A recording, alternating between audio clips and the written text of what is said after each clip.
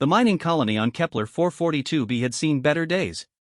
What once buzzed with the sounds of industrial excavation now lay mostly silent, with only a skeleton crew maintaining the automated systems. Maya Chen, barely 19 and fresh out of the Colonial Engineering Academy, found herself assigned to this forgotten outpost as part of her mandatory service rotation. The older colonists whispered that Kepler 442b was where careers went to die, but Maya saw it differently. Here, away from the bureaucratic oversight of the inner worlds, she could actually make a difference. The planet itself was a study in contrasts. Ancient crystalline formations jutted from red-orange soil, while twin suns cast everything in an eternal amber twilight. The atmosphere was breathable but thin, requiring supplemental oxygen for extended outdoor work. What fascinated Maya most were the ruins scattered across the landscape, remnants of some long-dead civilization that the initial survey teams had documented but never fully explored. Maya's primary responsibility involved maintaining the water recycling systems that kept the colony operational. It was unglamorous work, but essential. Water was the most precious resource on Kepler 442b, more valuable than the rare earth minerals they extracted. Every drop had to be carefully conserved, recycled, and monitored. The nearest water source was an underground aquifer 3 kilometers away, accessed through a network of pipes and pumps that Maya checked daily.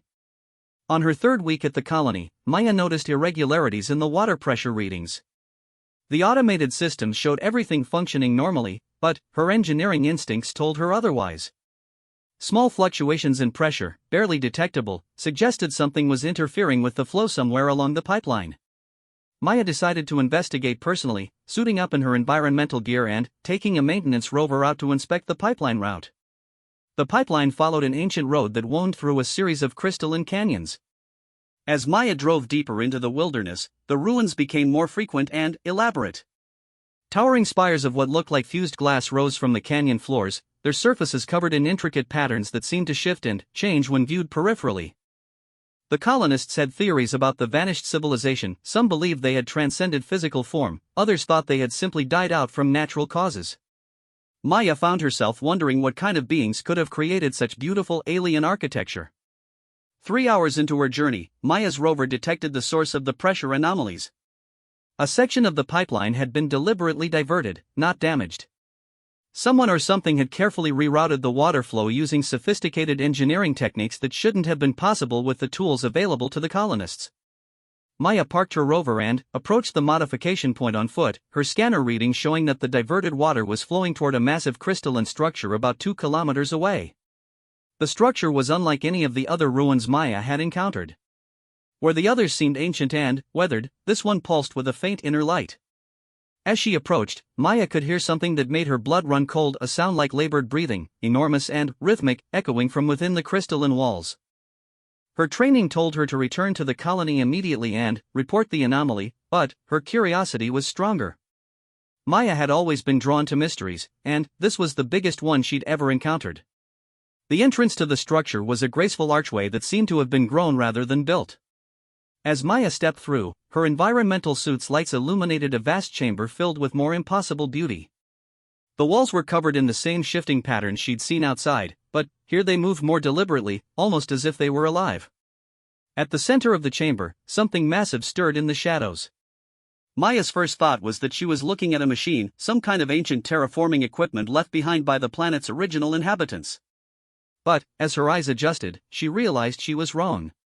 The thing before her was alive, and it was looking back at her with eyes like molten gold. The creature was enormous, easily 30 meters from nose to tail, with a serpentine body covered in scales that seemed to be made of the same crystalline material as the ruins. Despite its size, there was an undeniable intelligence in those ancient eyes, and something else that Maya recognized with shock, desperation. The dragon, for that was the only word that fit the magnificent creature before her, spoke directly into Maya's mind. Its voice was like distant thunder, carrying the weight of centuries and a weariness that seemed to press down on Maya's soul. "Little one," it said, "you wear the scent of water upon your skin. I have not tasted clean water in 300 of your years." Maya stood frozen, her rational mind struggling to process what was happening. The creature before her was clearly one of the planet's original inhabitants, somehow surviving long after its civilization had fallen. But how had it lived so long? And why was it asking her for water when the planet had obvious sources available? The deep wells turned bitter long ago, the dragon continued, seeming to sense her confusion. The minerals that sustain my kind have leached into all the natural sources, making them poison to me. Your people's water, processed and purified, is the first clean source I have detected in centuries. I am dying, little engineer. Your machine showed me that you understand the flow of water better than any who have come before. Maya's engineering mind began to work through the implications. If the dragon's physiology was incompatible with the mineral-heavy water sources on Kepler 442b, it would explain why it had survived while the rest of its species apparently hadn't. It had been slowly dying of thirst while surrounded by water it couldn't drink. The modifications to the pipeline were its desperate attempt to access the colony's purified water supply. Why didn't you just ask? Maya heard herself saying, immediately feeling foolish for the question. The dragon's mental voice carried what might have been amusement. Your kind fear what they do not understand, as did mine in our time. I have watched your colony through the viewing crystals, seen how your people react to the unknown. Would they have believed that one of the extinct natives still lived? Would they have cared that it was dying by degrees? Maya realized the dragon was probably right. The colonial administration would likely have classified it as a xenological threat and called for military intervention. Even the more sympathetic colonists would have been terrified of a creature that could speak directly into their minds and manipulate their water supply with apparent ease. But, you're asking me, Maya said, beginning to understand why the dragon had revealed itself to her specifically. You came alone to investigate, without weapons or fear. You see the beauty in our ruins rather than just their mineral value. And, you understand water as we once did, not as a commodity, but as life itself. The dragon's massive head lowered closer to Maya, and she could see her reflection in its golden eyes. I am called Zephyros in the tongue your mind can comprehend. I am the last of the architects, the builders of what you call ruins. And, I am asking you, Maya Chen, to help me live. The fact that the dragon knew her name should have been more shocking, but Maya was already adapting to the impossibility of her situation. How long do you have? She asked, her engineering mind automatically shifting into problem-solving mode. Perhaps a lunar cycle, perhaps less. The mineral poisoning has progressed far into my system. Only sustained access to pure water can slow it now, and, even then. Zephyros's mental voice faded to a whisper. I do not know if recovery is possible after so long. Maya found herself studying the creature's crystalline scales, noting how some of them had lost their inner light and taken on a dull, grayish cast. The mineral poisoning was visible, spreading slowly but inexorably through Zephyros's body like a disease. She thought about the colony's water reserves, carefully calculated to last the remaining colonists through their scheduled rotation.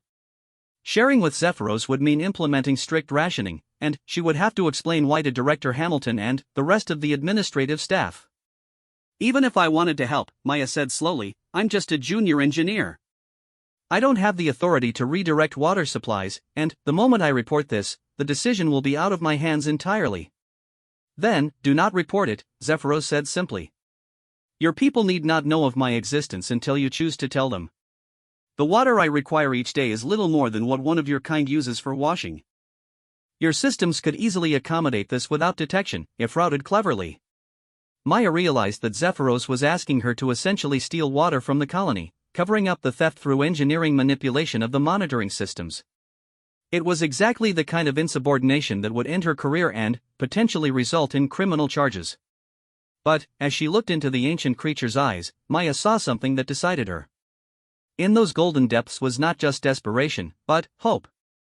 After centuries of solitary dying, Zephyros had found the possibility of salvation in an unlikely form, a young human engineer who understood that some things were more important than regulations. I'll need to study your physiology, Maya said, her decision made. And, the mineral composition of the local water sources. If I'm going to help you, I need to understand exactly what we're dealing with.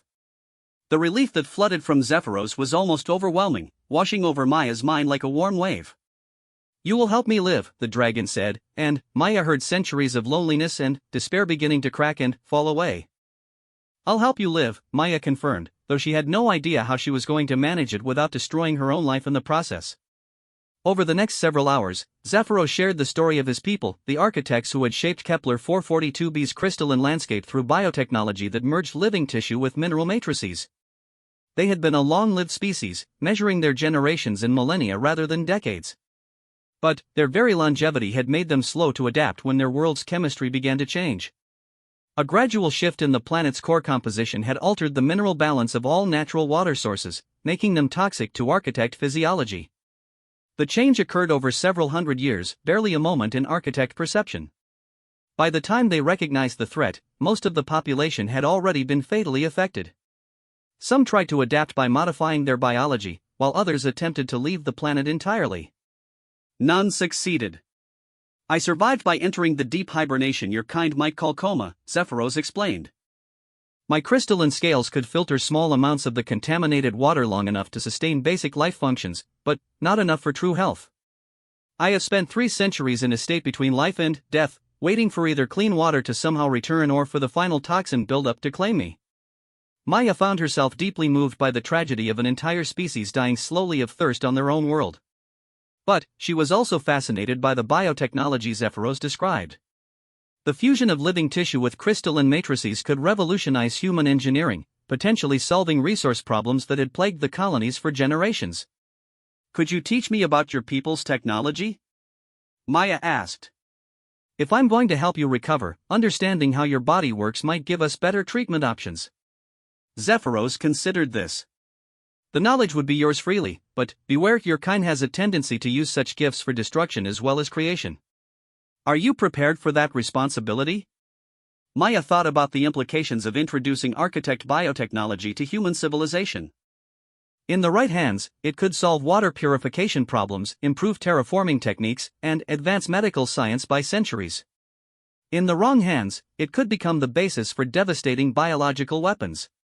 I can't control what others do with knowledge, Maya said finally. But I can control what I do with it. And, right now, I want to use it to save the last member of an amazing species.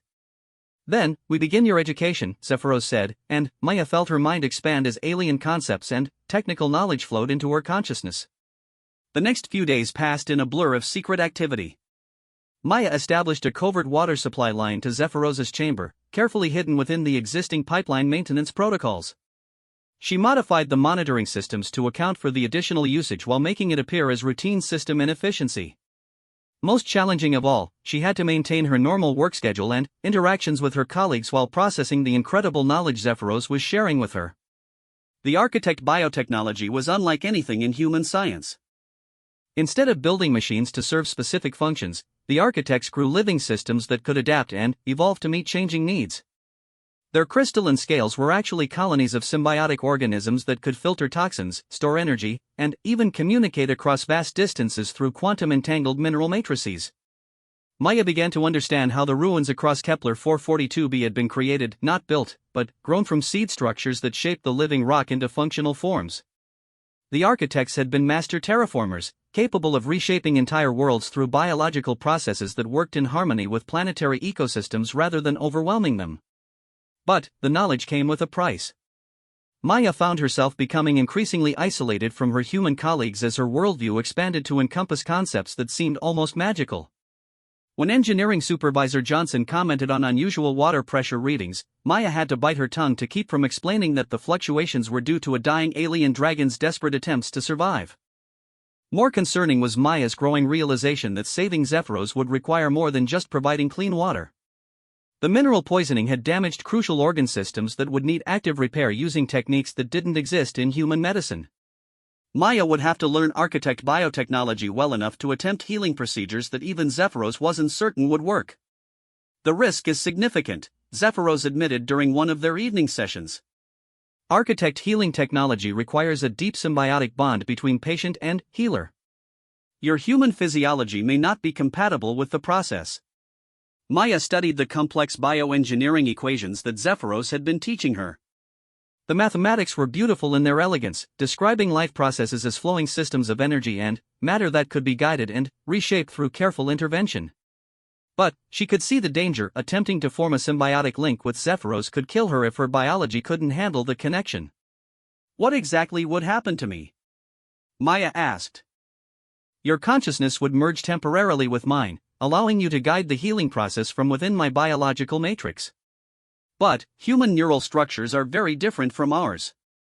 The feedback could overwhelm your mind, or the symbiotic organisms might reject your presence entirely. Maya considered this soberly. She was being asked to risk not just her career, but her life and sanity to save a creature she had known for less than a week. By any rational measure, it was an insane decision. But, as she looked at Zephyros, seeing how the daily water treatments had already begun to restore some of the light to his crystalline scales, Maya knew she couldn't abandon him now. "When do we try it?" she asked. "Soon," Zephyros replied. "My condition is stabilizing with the clean water, but true healing requires active intervention. However, there is something else you must know first. The knowledge I have shared with you has changed you in ways you may not yet realize. Your mind now carries patterns that will be recognizable to any architect technology that still functions on this world." "What does that mean?" Maya asked, though she suspected she already knew. "It means you can no longer simply walk away from this situation, even if you choose not to help me further. The ruins across this world contain automated systems that have been dormant for centuries, waiting for an architect mind to reactivate them. Your enhanced consciousness will trigger responses that could reshape this entire planet." Maya felt a chill as the full scope of her situation became clear. By accepting Zephyros's knowledge, she had made herself into something between human and architect, a bridge between two very different forms of consciousness. The responsibility was staggering, and she was barely 19 years old. "Have I made a terrible mistake?" she asked quietly. "Perhaps," Zephyros admitted. "Or perhaps you have taken the first step towards something wonderful. The choice of what to do with this power remains yours, but know that your actions will echo across both our species' futures." As Maya returned to her quarters that night, she found herself looking at the human colony with new eyes. The crude metal structures and noisy machinery seemed suddenly primitive compared to the living architecture of the architects. But she also saw the determination and ingenuity that had brought her people across the galaxy to make new homes on alien worlds. Both species had their strengths, and perhaps together they could achieve something neither could accomplish alone. The next morning brought an unwelcome complication. Director Hamilton called Maya into his office with a stern expression and a datapad full of troubling readings. "Chen, we're seeing some irregularities in the water system efficiency reports. Nothing dramatic, but consistent enough to suggest either equipment problems or..." He paused meaningfully. "Unauthorized usage. As the primary maintenance engineer, I need you to investigate this immediately."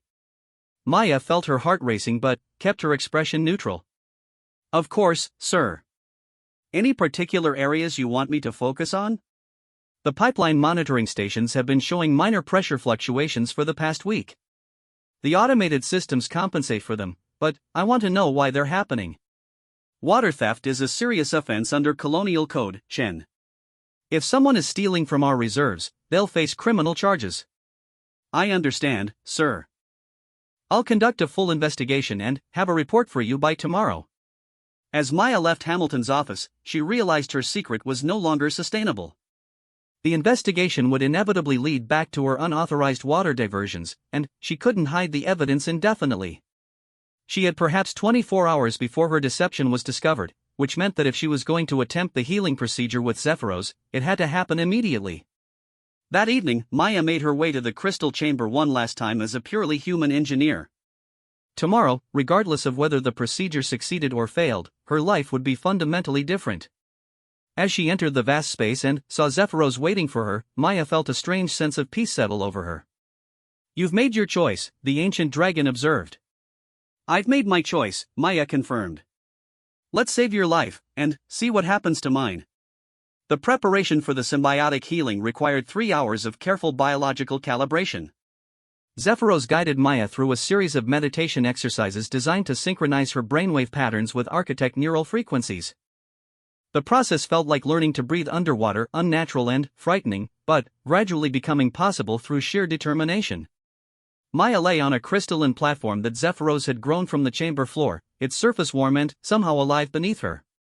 Around her, bioluminescent organisms that the dragon had summoned from deep within his body created intricate patterns in the air, their lights pulsing in rhythm with both their heartbeats. The symbiotic entities looked like tiny jellyfish made of liquid starlight, beautiful and utterly alien. "Remember," Zephyros said, his mental voice calmer than Maya had ever heard it, "once our consciousness merge begins, you must not fight the connection. Your human instincts will tell you to resist the unfamiliar sensations, but doing so could sever the link catastrophically for both of us. Maya nodded, trying to quiet the rational voice in her head that kept insisting this was an elaborate form of suicide. The past week of learning architect biotechnology had shown her that life could exist in forms far more complex and beautiful than human science had ever imagined, but it had also made clear how fragile the bridge between species could be. "What will it feel like?" she asked, watching as the luminous symbionts began to descend toward her. "Like becoming someone else while remaining yourself. You will experience my biology as if it were your own body, but filtered through your human perspective. The healing knowledge will flow through both of us simultaneously. You will guide the process consciously while I provide the biological framework for the changes." The first symbiont touched Maya's forehead, and she gasped at the sensation. It felt like diving into warm ocean water, but, instead of physical pressure, she experienced an expansion of consciousness that threatened to overwhelm her sense of self. Through sheer willpower, Maya forced herself to relax and allow the connection to deepen. More symbionts made contact, each one creating new pathways between her mind and Zephyrosa's vast biological systems. Maya began to feel the dragon's body as if it were her own in the slow, powerful rhythm of his heart, the complex chemical processes occurring in organs she had no names for, and the spreading darkness of mineral poisoning that had been slowly killing him for centuries. The toxins were worse than she had imagined. They had integrated themselves into Zephyrosa's cellular structure so thoroughly that removing them would require rebuilding major organ systems at the molecular level. Maya could feel why the dragon had been pessimistic about recovery. The damage was so extensive that even with perfect knowledge and unlimited resources, success would require both incredible skill and tremendous luck. But, as their consciousness merged more completely, Maya discovered something that changed everything. Hidden within Zephyrosa's genetic structure were dormant repair mechanisms that his species had evolved to handle exactly this type of systemic poisoning. The protocols had never activated because they required conscious triggering from an external source, something the solitary dragon couldn't provide for himself. "You have an immune system designed for this," Maya whispered, her words emerging simultaneously from her own mouth and echoing through Zephyrosa's thoughts. "Your people knew this could happen." "Impossible," Zephyros replied, but Maya was already tracing the genetic pathways that would activate the dormant healing protocols. "Those systems have been inactive for longer than I have been alive." "They're not just inactive, they're locked," Maya said, her human pattern recognition abilities working in harmony with architect biological intuition. "Like a safety mechanism. They need two different types of consciousness to unlock them, one architect, one foreign. Your people built in protection against exactly what happened to your species." Through their shared awareness, Maya could feel Zephyrosa's astonishment as he recognized the truth of her words. The architects had somehow anticipated that their biotechnology might face scenarios requiring outside intervention, and had evolved backup systems that could only be activated through symbiotic contact with non-architect consciousness. "We must work together to trigger the sequence," Maya said, her perception expanding to encompass the quantum-level processes that governed architect biology. "I'll provide the foreign activation key, you provide the biological authorization. Ready?" "Ready," Zephyros confirmed, and, together they reached into the deepest levels of his genetic structure. The activation process felt like conducting an orchestra made of living light. Maya found herself directing cascades of molecular transformations while Zephyros provided the biological energy needed to sustain them. Damaged organs began rebuilding themselves from within, toxic mineral deposits were broken down and neutralized by newly activated enzyme systems, and, throughout the dragon's vast body, cellular repair mechanisms that had slept for millennia began their ancient work. But, the process was taking a tremendous toll on both of them. Maya could feel her human consciousness straining to maintain coherence under the load of managing architect biology, while Zephyrosa's body struggled to provide enough energy for the massive regeneration process they had triggered. The healing was working, but Maya wasn't certain they could maintain it long enough for complete recovery. "We need more power," she gasped, feeling their symbiotic link beginning to fluctuate as exhaustion set in. "The chamber," Zephyros managed to respond. "It was built to amplify architect healing processes. But I have never tried to activate it without a full healing circle of my own people." Maya looked around the vast crystal chamber with new understanding. What she had taken for decorative patterns were actually functional biotechnology, living circuits designed to channel and amplify the type of healing energy they were generating. If she could figure out how to activate the chamber's systems, they might be able to complete the regeneration process. "Tell me how," Maya said, her consciousness expanding to encompass the chamber's crystalline matrices. Together, they reached out to the ancient systems built into the chamber walls. Maya felt like she was learning to play a musical instrument the size of a cathedral, with each crystal formation responding to different combinations of thought and bioelectric energy. Gradually, the chamber began to wake up around them. Light flowed through crystal pathways that had been dark for centuries, and the very air began to hum with harmonic frequencies that Maya could feel resonating in her bones. The healing process accelerated dramatically as the chamber's amplification systems came online, providing exactly the type of controlled energy environment that architect medicine required. Maya lost track of time as she became fully absorbed in the healing process.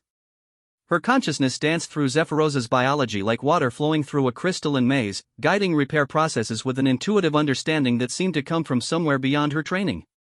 She felt herself changing as well. The symbiotic organisms were modifying her neural pathways to better interface with architect technology, creating permanent changes that would make future connections easier and more complete. When the healing finally reached completion, Maya found herself lying on the crystal platform with tears of exhaustion streaming down her face.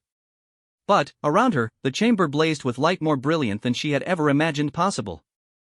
Zephyros rose above her, his crystalline scales now burning with inner fire, all traces of the grey corruption gone from his magnificent form. "It is done," the dragon said, his mental voice now carrying harmonics that spoke of perfect health and renewed vitality. "For the first time in 3 centuries, I am truly alive again." Maya tried to sit up and discovered that her body felt different, lighter somehow, and thrumming with energy that seemed to respond to her thoughts. The symbiotic modifications had changed her as well, though she wasn't yet sure exactly how. "What have I become?" she asked, examining her hands and seeing faint traces of bioluminescence beneath her skin. "Something new," Zephyros replied. "Neither fully human nor architect, but partaking of both natures. You are the first of what your people might call the bridge-born, capable of interfacing with technologies from both our species." Maya stood carefully, testing her modified body and marveling at the enhanced sensory input that now flowed through her awareness. She could perceive the chamber's quantum-level processes directly, feel the electromagnetic signatures of living organisms around her, and sense data flowing through the colony's computer networks kilometers away. "The changes are permanent?" she asked. "Yes, but not unwelcome ones. You have gained capabilities that will serve both our peoples well in the challenges ahead." Zephyros paused, his golden eyes focusing on something beyond the chamber. "Speaking of challenges, your director Hamilton is currently leading a search party in this direction. Your absence has been noted." Maya cursed under her breath, realizing that she had been so absorbed in the healing process that she had forgotten about the investigation into the water irregularities. "How long were we connected?" 14 hours. It is now mid-afternoon of the following day. Maya's heart sank as she realized the implications. Hamilton would have completed his analysis of the water systems by now and traced the unauthorized diversions back to her. The search party would be following the pipeline modifications directly to this chamber, and she had perhaps 30 minutes before they arrived. "I have to go back and face them," Maya said, though the thought of explaining the situation to her human colleagues seemed almost impossibly daunting. "Or," Zephyros said thoughtfully, "we could show them something that makes your unauthorized water usage seem like a minor concern." "What do you mean?" Instead of answering directly, Zephyros gestured toward the chamber walls with one massive claw. Maya followed his gaze and gasped as she realized what she was seeing. The healing process had done more than just restore Zephyros to health, it had awakened the chamber's full capabilities as an architect biotechnology center. Throughout the crystalline walls, new growth was beginning to emerge. Sections of living circuitry were extending themselves into previously dormant areas, while bioluminescent displays showed information flows that Maya was beginning to interpret as planetary monitoring data. The chamber was revealing itself as something far more significant than just a shelter. It was a command center for architect terraforming technology that spanned the entire world. "This is why I was drawn to this particular location," Zephyros explained. "My unconscious mind knew that the Hartwell chamber contained technologies that could restore not just my health, but the entire planetary ecosystem that my people once maintained." Maya stared at the displays, gradually understanding what she was seeing. The architect terraforming systems were still active across Kepler 442b, but they had been running in minimal maintenance mode for centuries without conscious direction. With Zephyros restored and the chamber reactivated, they could potentially reshape the planet's entire biosphere. "Hamilton and his people are going to see all of this," Maya said, gesturing at the increasingly active technology around them. "Indeed they are. The question is whether you trust them to respond with wisdom or fear." Maya considered her fellow colonists practical people who had crossed the galaxy to build new lives on an alien world. They were engineers and miners and administrators, not xenologists or diplomats. Their first instinct would likely be to report the discovery to Colonial Command and request military support. But they were also people who understood the value of beneficial technology and the importance of cooperation in the hostile environment of space. If Maya could present the situation correctly, emphasizing the potential benefits rather than the risks, there might be a chance for peaceful contact. I need to meet them before they reach the chamber, Maya decided. Give them some warning and explanation so they don't panic when they see you. A wise approach. But, Maya, you should know that reactivating this chamber has sent signals throughout the architect network on this world. Other facilities are beginning to wake up in response, and some of them contain automated defense systems that have been dormant since my people's time. Your colleagues may be walking into a much more complex situation than either of us anticipated. Maya felt a chill as she realized the full scope of what their healing session had triggered. By saving Zephyros and reactivating the Hartwell chamber, they had essentially awakened an entire planetary infrastructure that had been sleeping for centuries. The implications were staggering and potentially dangerous if the architect systems interpreted the human colony as a threat.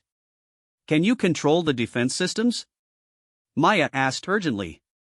I am attempting to establish communication with them now, but some have been autonomous for so long that they may not recognize my authority immediately. We have perhaps 20 minutes before your people arrive, and I cannot guarantee their safety if the automated systems perceive them as invaders. Maya made a quick decision. I'm going to meet Hamilton's party and guide them here safely. While I'm gone, you focus on regaining control of the defense systems.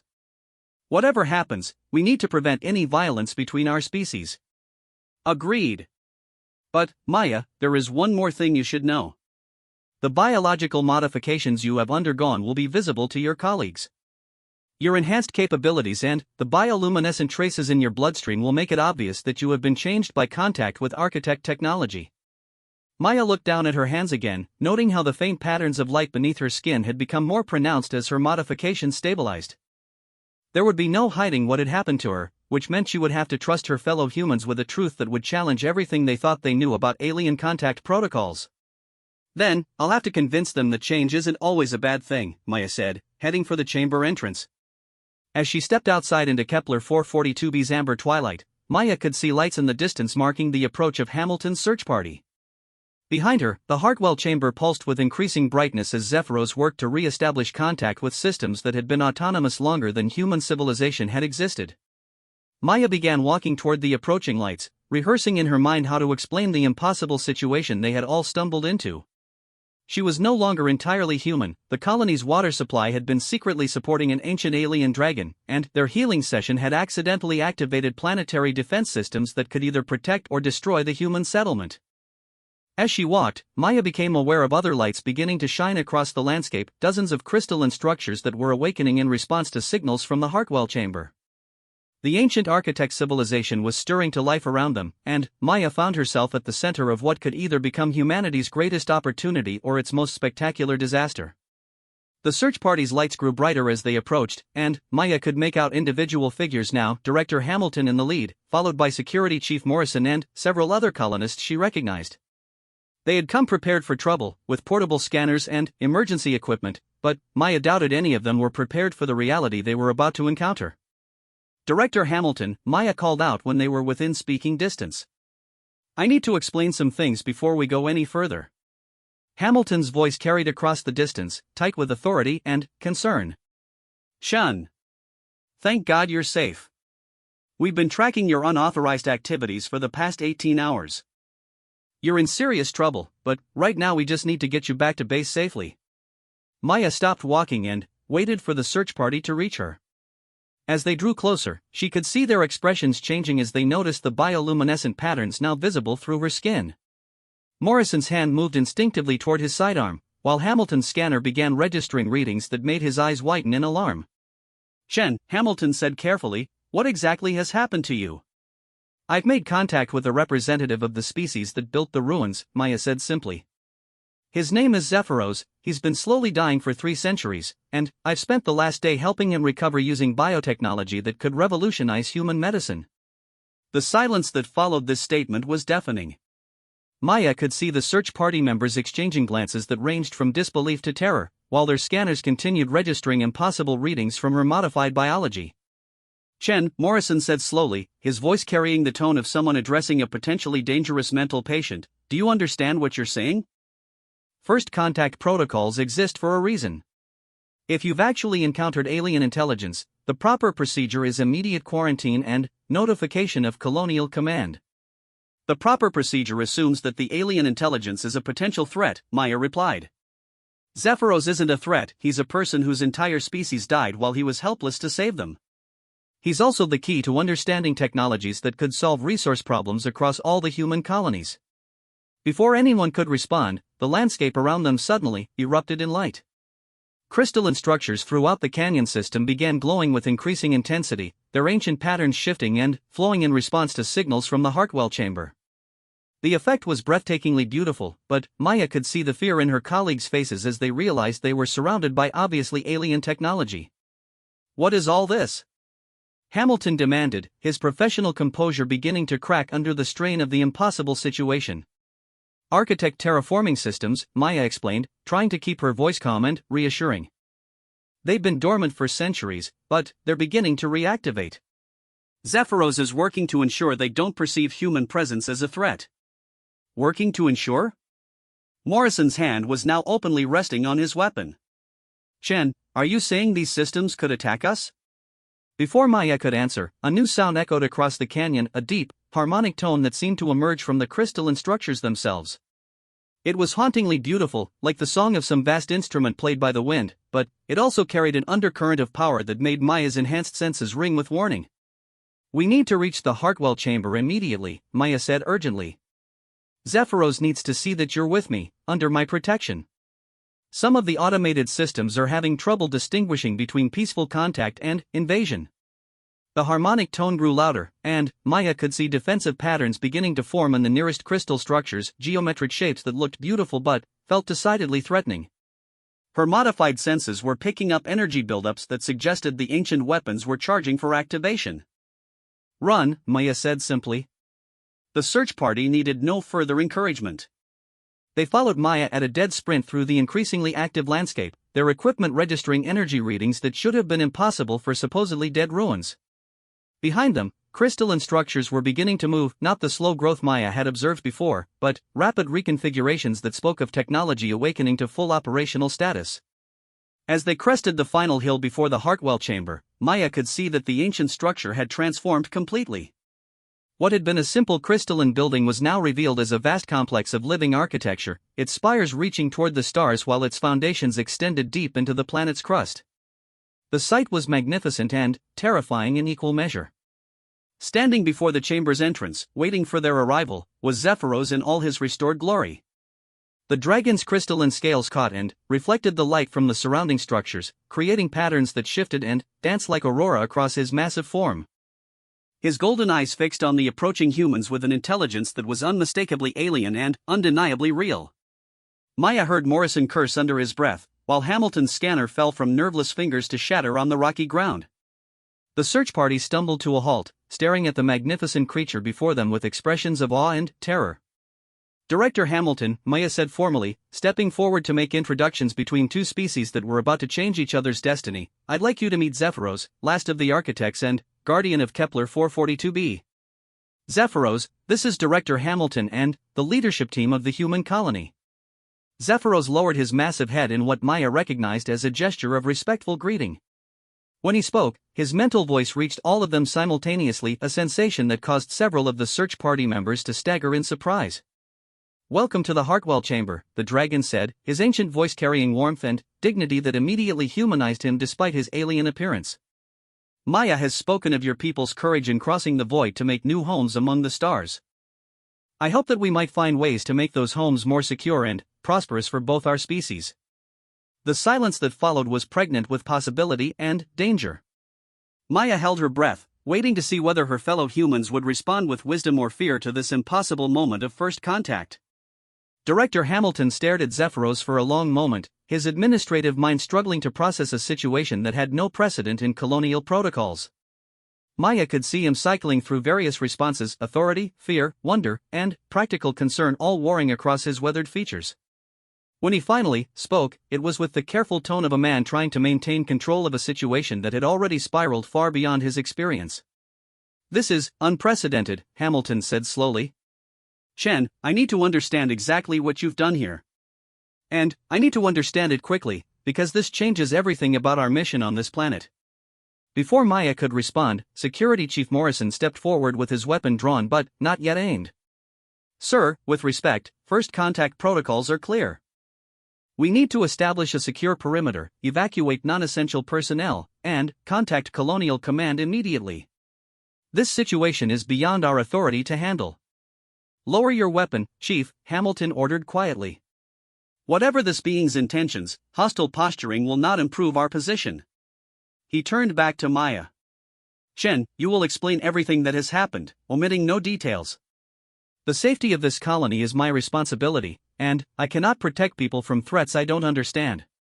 Maya took a deep breath, organizing her thoughts for what might be the most important conversation in human history. Around them, the crystalline structures continued their slow awakening, creating an otherworldly backdrop that made the moment feel even more significant. 3 weeks ago, I detected irregularities in our water distribution system," Maya began. "Instead of reporting them immediately, I investigated personally. The trail led me here, where I discovered that Zephyros had been slowly dying of mineral poisoning for 3 centuries. His people's biotechnology is incompatible with the water sources on this planet, so he had been attempting to access our purified supplies." "You've been stealing water to feed an alien creature?" Morrison interrupted, his professional indignation overriding his awe at the situation. "I've been providing medical assistance to a dying person," Maya corrected firmly. "Zephyros is not a creature, Chief. He's the last surviving member of a highly advanced civilization that once shaped this entire world. The ruins we've been cataloging are actually biotechnological systems that are still partially functional." Hamilton's eyes widened as the implications of this statement sank in. "Are you telling me that all the crystalline structures across this planet are some form of alien technology?" "Living technology," Zephyros interjected, his mental voice gentle but unmistakably powerful. "My people, the architects, developed biotechnology that merged organic and mineral systems. What you see as ruins are dormant components of a planetary terraforming network that my species used to maintain the ecological balance of this world." "And that network is now reactivating?" Hamilton asked, gesturing at the increasingly active structures around them. "Partially," Maya admitted. "Healing Zephyros required reactivating this chamber, which sends signals throughout the architect network. Some systems are responding automatically, while others require conscious direction that only Zephyros can provide." Morrison's grip tightened on his weapon as he processed this information. "So by helping this creature, you've activated unknown alien technology across our entire operational area? Chen, do you have any idea what you've done?" "She has prevented a tragedy and opened the door to possibilities neither of our species has imagined," Zephyros said, his mental voice carrying a gentle but unmistakable note of authority. "Chief Morrison, I understand your concern for your people's safety. It is the same protective instinct that drove my species to develop the very systems you now fear. But consider, if I wished harm to your colony, would I have waited 3 centuries to act?" Maya could see Morrison struggling with this logic, his training warring against the obvious reasonableness of the dragon's words. It was Hamilton who broke the tension, approaching the situation with the practical mindset that had made him an effective colonial administrator. "What exactly are these systems capable of?" Hamilton asked. "If we're going to coexist with active alien technology, I need to understand its capabilities and limitations." Zephyros considered this question carefully before responding. The architect network was designed to support and enhance planetary ecosystems rather than replace them. Our terraforming technology works by accelerating natural processes and creating optimal conditions for life to flourish. In practical terms, this means improved soil composition, enhanced atmospheric processing, more efficient water distribution, and defensive systems capable of protecting the planet from external threats. Defensive systems, Morrison repeated ominously. "What kind of defensive systems?" "Orbital platforms capable of intercepting asteroids or hostile spacecraft, atmospheric processors that can neutralize chemical or biological weapons, and planetary shields that can deflect excessive radiation," Zephyros explained matter-of-factly. My people learned to be prepared for various forms of catastrophe. The search party exchanged looks that mixed terror with amazement. Maya realized that her colleagues were beginning to understand the true scope of what they had stumbled into, not just first contact with an alien species, but potential access to technology that could revolutionize human space colonization. "And you can control all of this?" Hamilton asked, his voice carefully neutral. "I am the only surviving consciousness capable of directing the network, yes.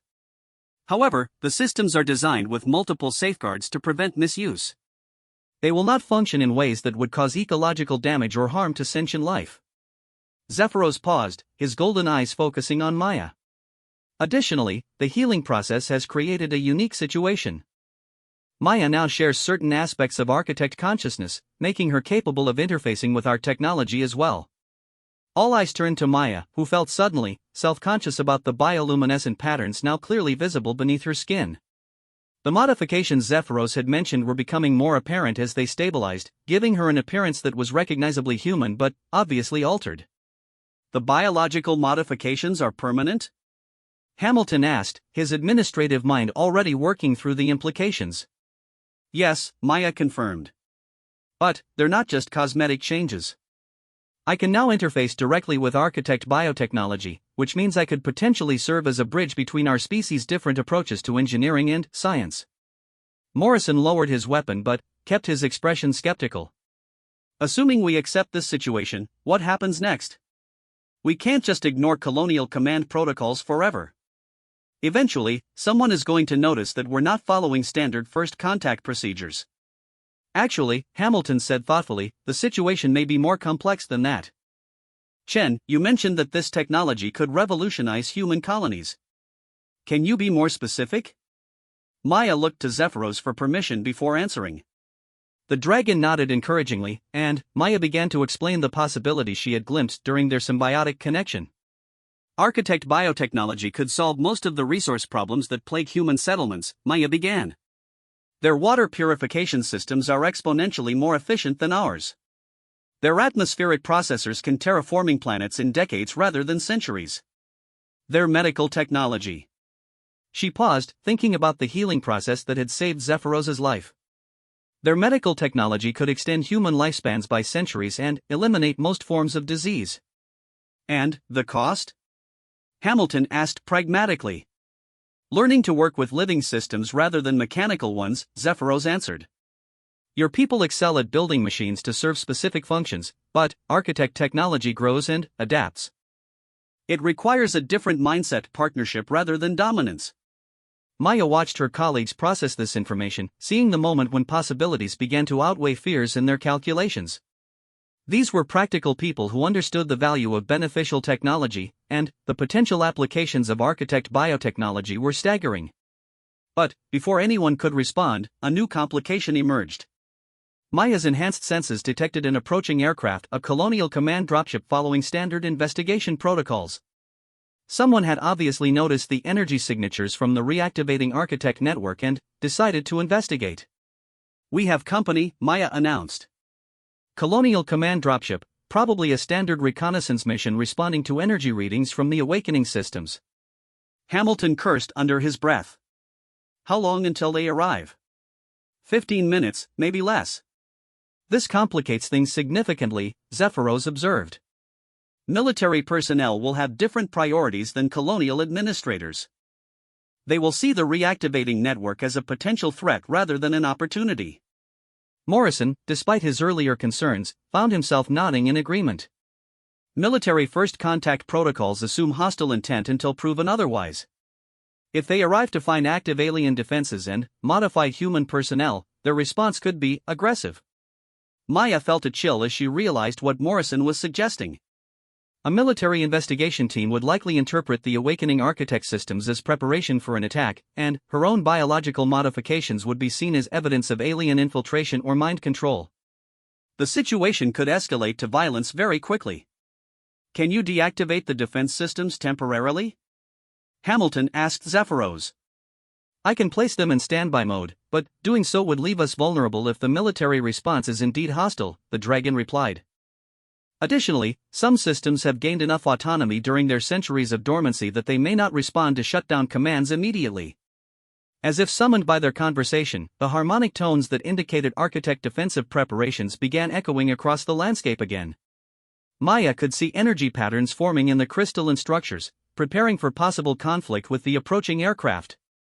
The automated systems are interpreting the military approach as a potential threat, Maya said, her enhanced senses allowing her to read the network's defensive posture. Zephyros, can you communicate with them directly? I am attempting to do so, but their threat assessment protocols are based on behavioral patterns from my people's era.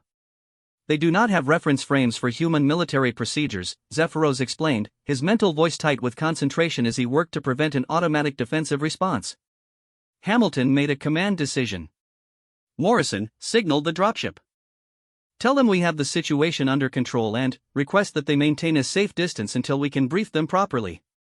Sir, that's going to raise questions I'm not authorized to answer, Morrison protested. Then, tell them we've discovered unstable alien technology that could be triggered by close approach. That's technically accurate and should buy us time to prevent a shooting war. As Morrison worked with his communication equipment, Maya found herself studying the defensive patterns forming in the crystalline structures around them. Her modified consciousness was beginning to understand the elegant mathematics that governed architect technology, and what she saw was both beautiful and terrifying. The defensive systems weren't crude weapons designed to destroy attacking forces. They were sophisticated networks capable of analyzing threats and responding with precisely calibrated force, everything from simple energy fields that could disable electronics to gravitational manipulators that could tear spacecraft apart at the molecular level. The technology was so advanced that human military equipment would be essentially helpless against it. Zephyros, Maya said urgently, the dropship doesn't stand a chance if the defenses activate. These systems are designed to handle threats far beyond human military capabilities. I am aware of this, the dragon replied grimly. I am currently overriding 17 different defensive protocols that have identified the approaching aircraft as a hostile reconnaissance unit. However, if the military personnel take any action that could be interpreted as an attack, I may not be able to prevent an automated response. The sound of the approaching dropship was now audible, a low thrumming that spoke of powerful engines and military purpose. Maya could see it in the distance, a dark shape against Kepler 442b's amber sky, approaching with the steady confidence of people who had no idea how outmatched they were. Morrison finished his transmission and looked up with a grim expression. They're maintaining distance for now, but they want immediate clarification of the situation. I've got maybe 10 minutes before they decide we're compromised and call for backup. Or before they decide to investigate anyway, Hamilton added. He turned to Zephyros with the decisive manner of someone who had run out of safe options. Can you demonstrate your control over these systems? Something that shows peaceful intent but also makes clear that we're dealing with technology beyond human understanding? Zephyros considered this request, his golden eyes focusing on the distant aircraft. Yes, but such a demonstration would require revealing capabilities that your military leaders might find threatening. At this point, threatening is better than mysterious, Hamilton replied. Show them what we're dealing with, but make it clear that you're choosing not to use force. What happened next would be discussed in colonial command briefings for decades afterward. The crystalline structures throughout the canyon began to resonate in perfect harmony, creating music that seemed to emerge from the landscape itself. Above them, the air shimmered as architect technology demonstrated mastery over electromagnetic forces, creating patterns of light that danced between the canyon walls like controlled aurora. Most impressively, the approaching dropship found itself gently but irresistibly slowed and guided to a landing area that materialized from the crystalline ground as they watched. The aircraft touched down as softly as a feather, its systems completely functional but obviously under external control. Message received, Maya murmured, watching as the dropship's crew emerged with weapons drawn but clearly overwhelmed by the demonstration of technological superiority they had just experienced. The military team consisted of 4 people, 2 colonial marines in full combat gear, a xenobiology specialist, and a communications officer whose job would be to maintain contact with higher command. Maya recognized the leader as Captain Sarah Chen, no relation, despite the shared surname, a veteran of the frontier wars who had a reputation for pragmatism under pressure. Captain Chen approached the group with her weapon lowered but ready, her eyes taking in the impossible scene before her with professional assessment. When she spoke, her voice carried the authority of someone accustomed to command in dangerous situations. Director Hamilton, I'm Captain Chen with Colonial Command Investigation Division. We detected massive energy signatures from this area and came to investigate. I need to understand what we're dealing with here. Captain, I'm going to need you and your team to approach this situation with open minds, Hamilton replied carefully. What you're about to hear is going to challenge everything in your training manuals. Captain Chen's eyes flicked over Maya's obviously modified appearance, then settled on Zephyros with the steady gaze of someone who had seen many impossible things in her career. Sir, at this point I'm prepared to consider any explanation that accounts for technology capable of controlling my aircraft from a distance. Maya stepped forward, realizing that the burden of explanation would fall primarily on her as the bridge between the two species. Captain, I'm Maya Chen, colonial engineer. 3 weeks ago, I made first contact with Zephyros, the last surviving member of the species that built the ruins on this planet. The energy signatures you detected were from their terraforming technology reactivating after centuries of dormancy. Terraforming technology, Captain Chen repeated flatly. Operated by a surviving alien. Operated by a person whose species evolved on this world millions of years ago, Maya corrected. Zephyros isn't an invader, Captain. He's the original inhabitant of a planet we've been treating as uninhabited. The implications of this statement clearly struck Captain Chen immediately. If Maya was correct, then human presence on Kepler 442b could be considered an invasion rather than legitimate colonization. The legal and ethical complications would be staggering. This individual, Captain Chen said, gesturing toward Zephyros while maintaining professional distance, can communicate? I can indeed, Captain Chen, Zephyros replied, his mental voice reaching the military team with the same gentle power Maya had experienced during their first contact. And, I wish to assure you that human presence on this world is not unwelcome. Your people have shown themselves to be responsible stewards of the resources here.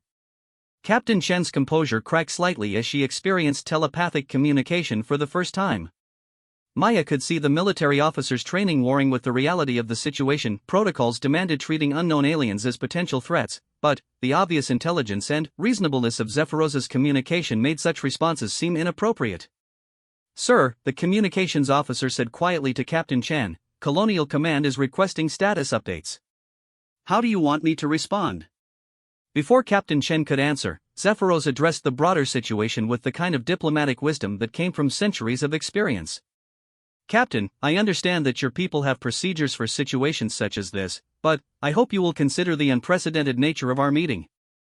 Rather than approaching this as a potential threat to be managed, perhaps we might view it as an opportunity for both our species to benefit from cooperation.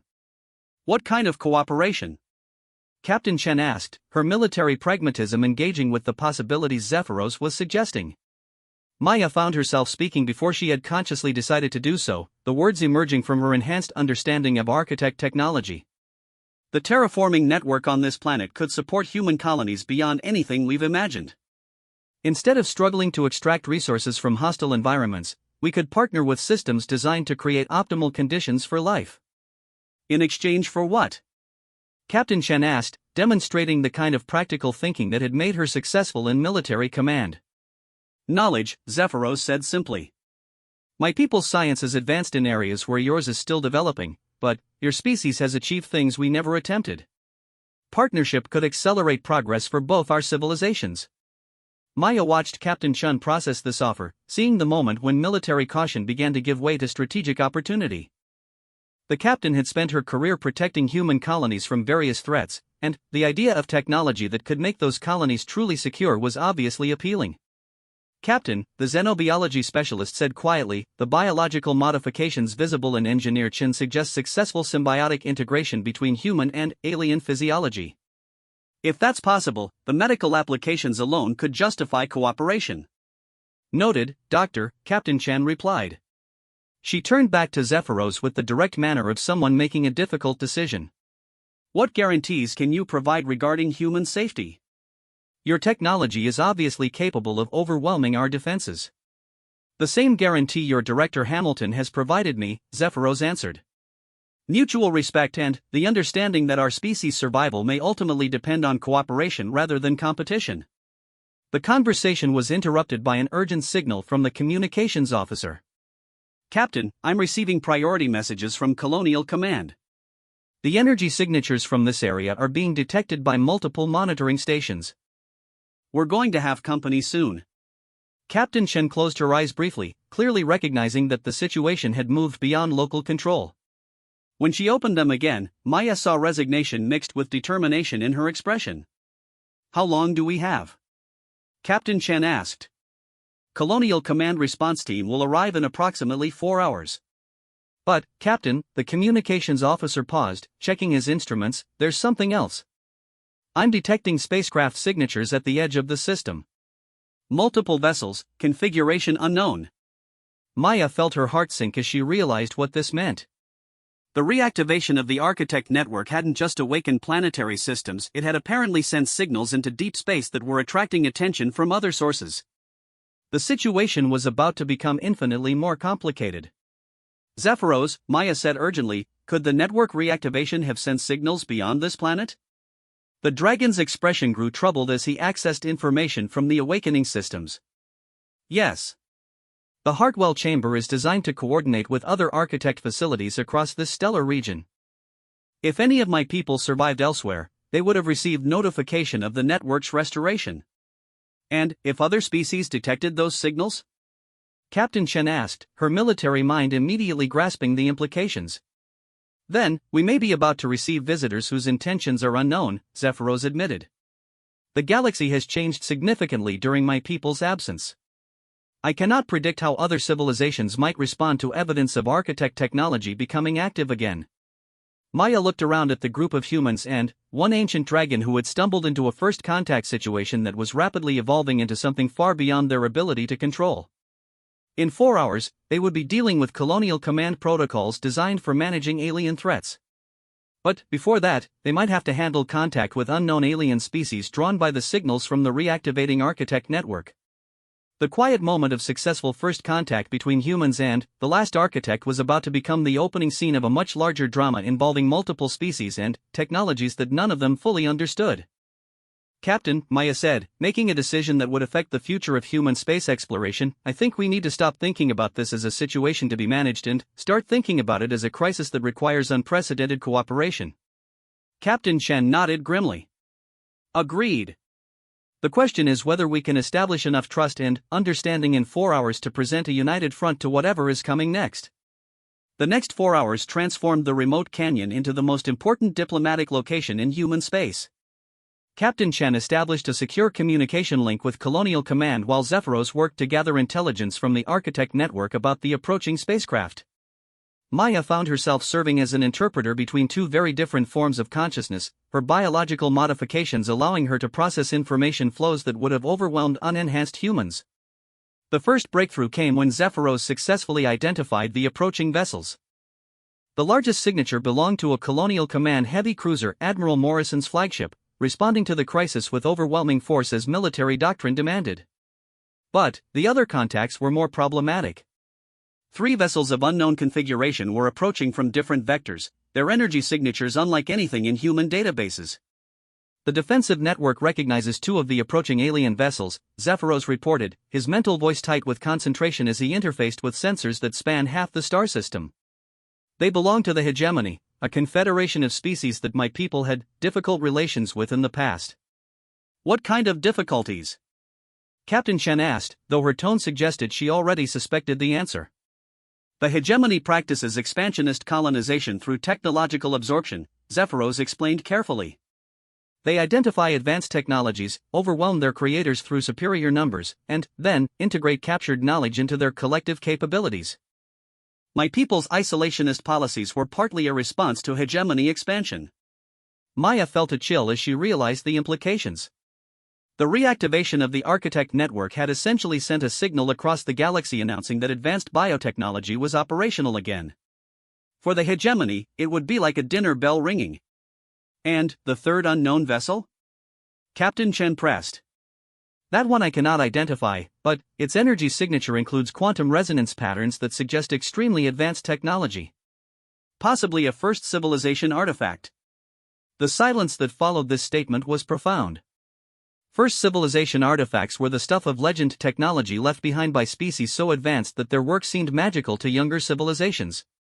If such an entity was responding to the architect's signals, the situation had moved far beyond anything human protocols could handle. Director Hamilton, who had been coordinating evacuation procedures for the main colony, returned with updates that only made the situation more complex. Colonial Command is sending Admiral Morrison with a full battle group, he reported. ETA 2 hours. But, there's more, we've received communications from the approaching alien vessels. What kind of communications? Maya asked. The hegemony ships are transmitting standard conquest protocols, Hamilton said grimly.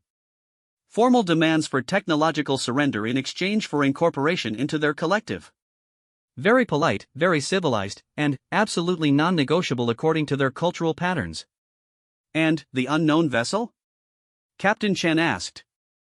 That one is stranger. The message is being transmitted directly into our communication equipment somehow, bypassing normal channels entirely.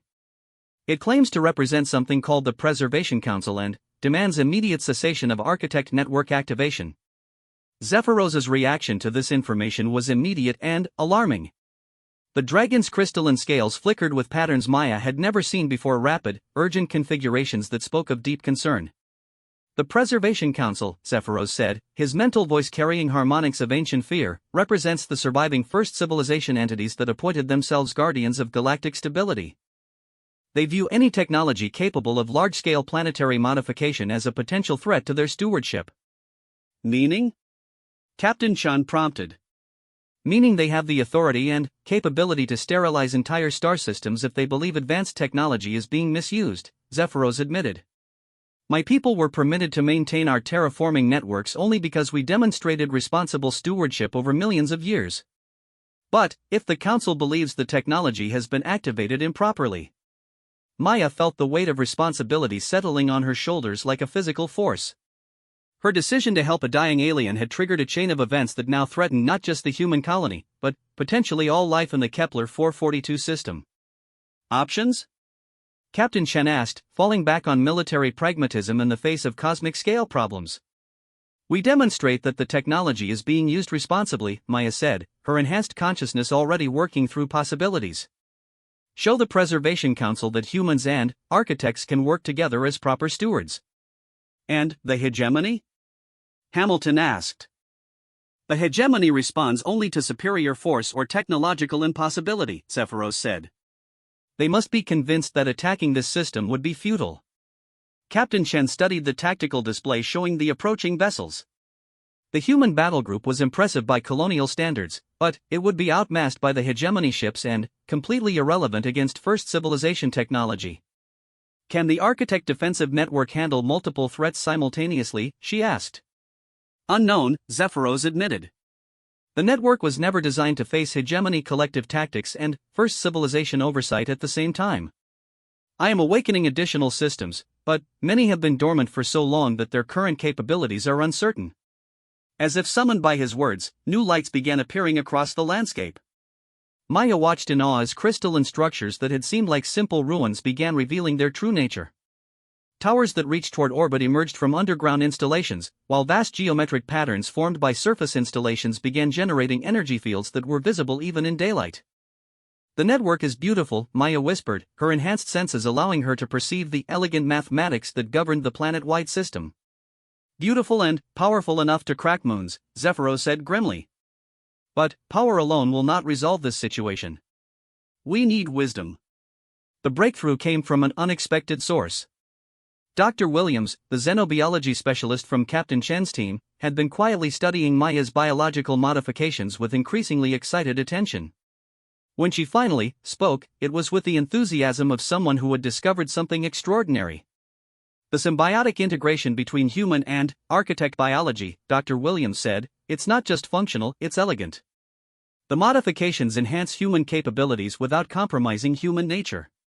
This could be exactly what the Preservation Council is looking for. Explain, Captain Chen ordered. First civilization stewardship protocols are based on biological and technological harmony, Dr. Williams continued. They don't object to advanced technology, they object to technology that damages the balance between conscious beings and their environment. But human-architect symbiosis creates enhanced consciousness that could manage planetary systems better than either species could alone. Maya felt a spark of hope as she understood what Dr. Williams was suggesting. We're not just showing them cooperation between species, we're demonstrating evolution toward better stewardship. Exactly.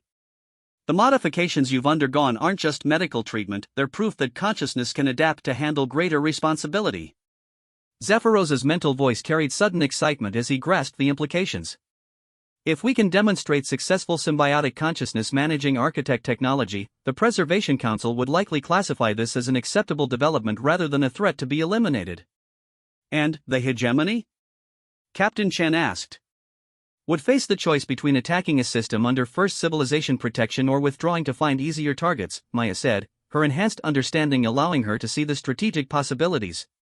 The plan that emerged over the next hour was ambitious to the point of insanity. They would attempt to demonstrate human architect symbiotic consciousness by having Maya interface with the entire planetary network simultaneously, something that no single being had ever attempted.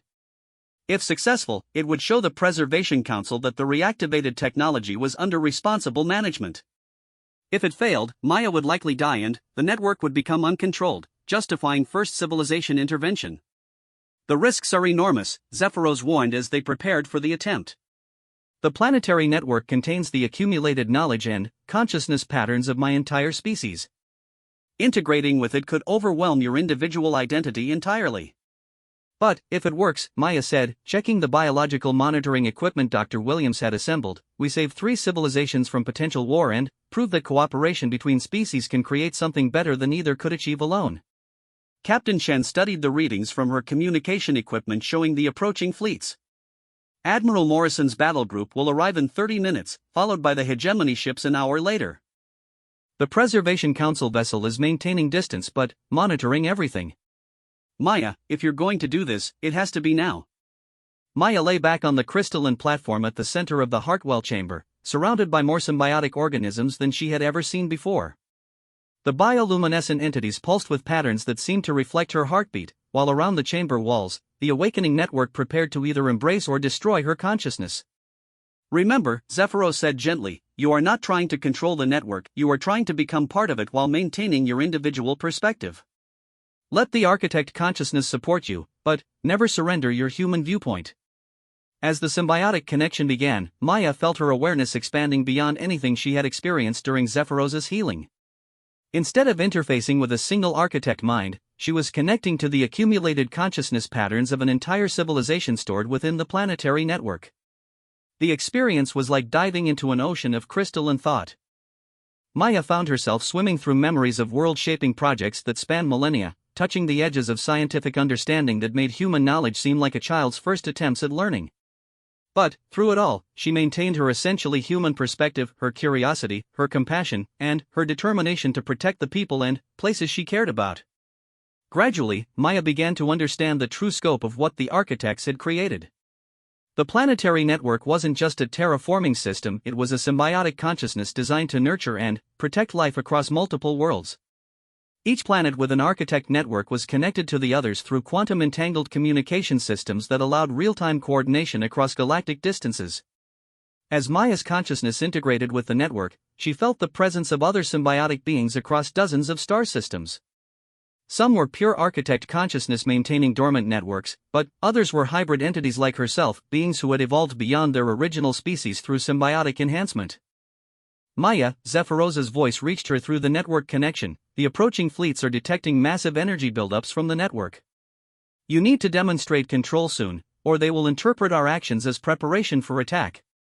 Instead of responding verbally, Maya reached out through the network to make direct contact with the approaching vessels. Her enhanced consciousness allowed her to interface with their communication systems in